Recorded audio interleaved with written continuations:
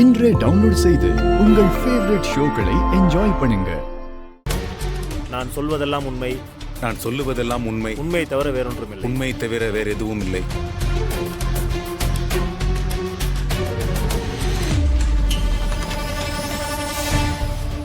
ஆரம்பிக்க. Thank you your honour.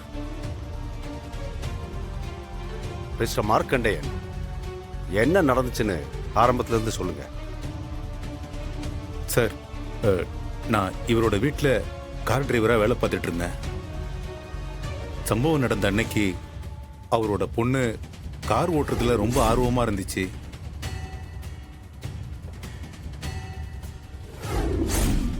நானே ஓட்டுறேன்னு என்கிட்ட கேட்டுச்சு. நானும் வேண்டாம் வேண்டான்னு எவ்வளவோ மறுத்தேன். என்கிட்ட இருந்து காரை வலுக்கட்டாயமாக வாங்கி ஓட்டுச்சு.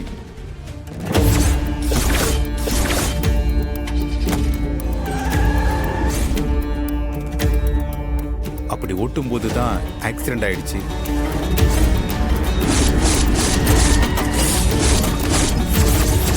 ஆக்சிடென்ட் நடந்த 2வது நாள் அந்த பொண்ணு மேல் படிப்புக்காக லண்டன் போக வேண்டியது இருந்ததுனால பொண்ணோட அப்பா, அதான் ஓனர், அவரோட பொண்ணுக்கு பதிலா என்ன வந்து குத்தத்தை ஒத்துக்க முடியுமான்னு கேட்டாரு.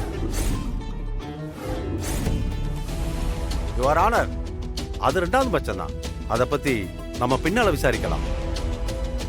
இப்ப இந்த மார்க்கண்டேயன் சொன்னது ஒரு வருஷம் தான்.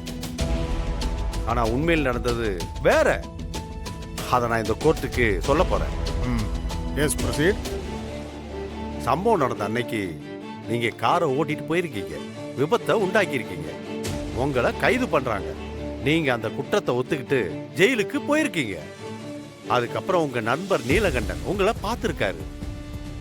அவரும் உங்ககிட்ட ஒரு திட்டத்தை வர சொல்றாரு. என்ன திட்டம் சொல்லவா?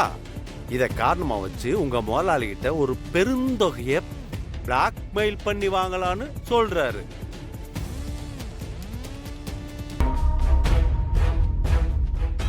வக்கீல் சார், என் பொண்ணு தான் இந்த ஆக்சிடென்ட் பண்ணது. அதுக்காக சரண்டர் ஆக சொல்லி மார்க்கெட்டுக்கு 30 லட்ச ரூபா பணம் தரதா பேசியிருந்தேன். பிறகு அந்த ஜெயிலுக்கு போனதுக்கப்புறம் இனி எதுக்கு பணம் கொடுக்கணும்னு நான் கொடுக்கல. அவன் இப்படி மறுபடியும் கேஸை ஓப்பன் பண்ணுவான்னு நான் நினைக்கல சார். அதெல்லாம் நீங்க ஒன்றும் பயப்படாதீங்க. தப்பு யாரு பண்ணுனாங்கன்றது முக்கியம் இல்லை, கோர்ட்ல யாரு தப்பு பண்ணாங்கன்னு நிரூபிக்கிறோமோ அதுதான் முக்கியம். அதை நான் பாத்துக்கிறேன், நீ எதுக்கும் கவலைப்படாத. யுவர் ஆனர், இந்த ஆதாரத்தை நீங்க எடுத்துக்க கூடாது. இந்த கேஸ்ல எனக்கு கிடைக்கிற பெரிய ஃபீஸ் அதுதான்.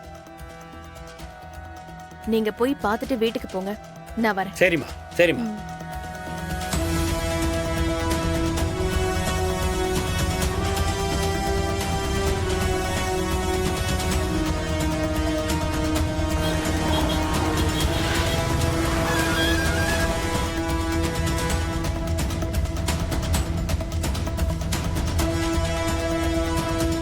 சிங்காரம், சிங்காரம், சிங்காரம்.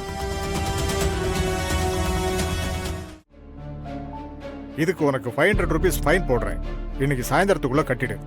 யுவர் ஆனர், உனக்கு தேவைப்பட்ட சாட்சியை குறுக்கு விசாரணை பண்ணலாம். Thank you your honour. ஆனா நான் செல்போனை பார்க்கல யுவர் ஆனர். நான் பார்க்கும்போது நீ செல்போனை தானே பார்த்துட்டு இருந்த? என் செல்போன் ஆஃப் ஆயிடுச்சு. காலையில கூட சார்ஜ் போட்டேன். ஏன் ஆஃப் ஆச்சுன்னு தான் பார்த்துக்கிட்டு இருந்தேன். ஆஃப் ஆன செல்போனை எடுத்து பார்த்தாலும் அபராதம் உண்டு. இப்போ கிராஸ் எக்ஸாமினேஷன் பண்ணலாம். சொல்லுங்க சிங்காரம், என்ன நடந்ததுன்னு ஒண்ணு விடாம நீங்க பார்த்தத அப்படியே சொல்லுங்க. நான் கடையில இருந்தேன். வேகமா வந்த ஒரு காரு பிரேக் அடிக்கிற சத்தமும் ஒரு ஆள் அம்மான்னு அலற சத்தமும் கேட்டுச்சு. வெளியே வந்து பார்த்தா ஆக்சிடென்ட் ஆயிருந்தது. அடிப்பட்ட ஆளு ரத்த காயத்தோட ரோட்டோரமா கிடந்தாரு. இந்த ஆளு காருக்குள்ள இருந்து வெளியே வந்தாரு. அதை என் 2 கண்ணால பார்த்தேன்.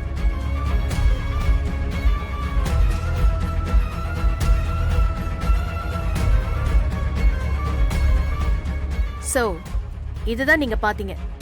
இதுல எந்த மாற்றமும் இல்லையே. இதுதாங்க. எத்தனை முறை கேட்டாலும் இதுதானே சொல்லுவீங்க? நான் பார்த்தது தாங்க சொல்றேன். இப்போ இதுதான் உங்க கடன்னு வச்சுப்போ. இதே டைரக்ஷன்ல உட்கார்ந்துருக்கீங்க. கார் எந்த பக்கத்துல இருந்து வந்துச்சு? யுவர் ஆனர், நான் எதிர்க்கட்சி வக்கீல் கிட்ட ஒரே ஒரு கேள்வி மட்டும் கேட்டுக்கிறேன். S, proceed. சார், உங்க கட்சிக்காரரோட காரு இங்க நம்ம ஊர்ல வாங்கினதா இல்ல வெளிநாட்டுல இருந்து தனிப்பட்ட முறையில இறக்குமதி பண்ணதா? இந்த கேள்விக்கும் இந்த கேஸுக்கும் என்ன சம்பந்தம்? சம்பந்தம் இருக்கிறதுனால தான் சார் கேக்குறேன். அது இங்க நம்ம ஊர்ல வாங்கினது தான். அதுக்கு உண்டான பில், டாக்ஸ் எல்லாமே இருக்கு. Thank you sir.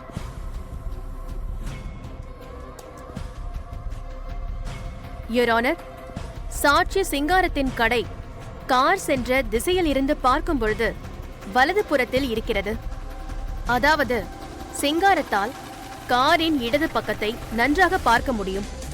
சிங்காரம் சொன்னபடி விபத்து நடந்தவுடன் மார்க்கண்டேயன் காரின் முன் சீட்டின் இடது புறத்திலிருந்து இறங்கியிருக்கிறார். ஆனால் அப்படி நடந்திருக்க வாய்ப்பே இல்லை.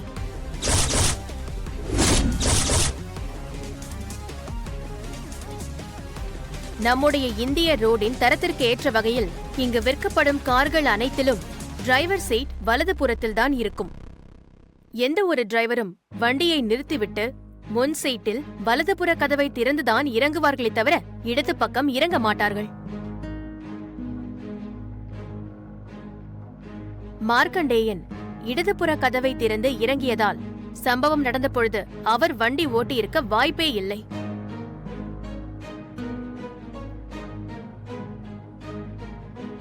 அவர் டிரைவர் சீட்டிற்கு பக்கத்து சீட்டில் தான் இருந்தார். அங்கு இருந்துதான் இறங்கி இருக்கிறார்.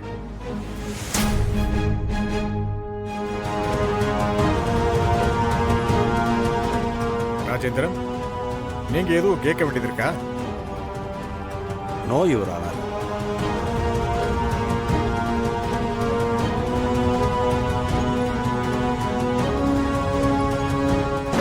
Court is adjourned.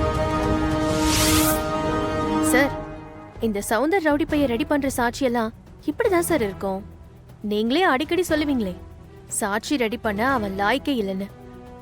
இப்படி ஒரு முக்கியமான கேஸுக்கு மறுபடியும் அவன்கிட்ட போய் இப்படி ஆயிடுச்சே சார். உங்க மச்சான்னு சொல்லி அவனுக்கு பிசினஸ் கொடுத்தா பாருங்க எப்படி சொதப்பி வச்சிருக்கான். என்ன பெருசா சாதிச்சுட்டத நினைப்பா? இருக்கு உனக்கு. குருவே சரணம்.